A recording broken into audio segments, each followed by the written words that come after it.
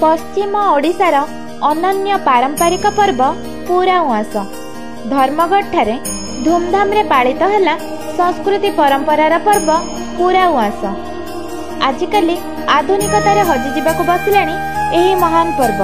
एही पर्व को पश्चिम ओडिशार केतेकांशरे लंकापोड़ी बा सप्तपुरी अमावास्या बोली भी कहते।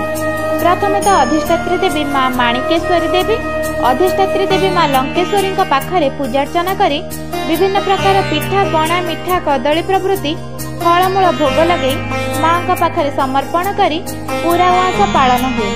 परे परे काठरे माटी तैयारी चका लगा घोड़ा हाथी को सुसज्जित करी छोट छोट शिशु मान द्वारा गाँव में परिक्रमा कराए। ସେହି ସମୟରେ ନୂଆ ଗାମୁଛାରେ ଲିଆ ଓ ପିଠାକୁ ଧରି ଘୋଡ଼ା ହାତୀ ଉପରେ ଫିଙ୍ଗାଯାଏ।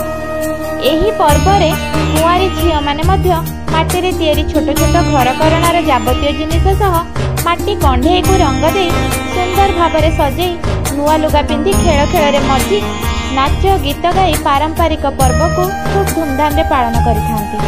ପ୍ରତିବର୍ଷ ଭଳି ଏହି ବର୍ଷ ମଧ୍ୟ ଧର୍ମଗଡ଼ଠାରେ ଖୁବ୍ ଧୁମଧାମରେ ଏହି ପର୍ବ ପାଳନ ହୋଇଯାଇଛି। ଏହି पर्व पूरा उआस को पालन करिवार मुख्य उद्देश्य हेउची पश्चिम ओडिशार संस्कृति परंपरा को बंचेई रखिबा। कलाहांडी जिल्लारू सौम्यरंजन नायक रिपोर्ट, सठिक न्यूज ओडिशा।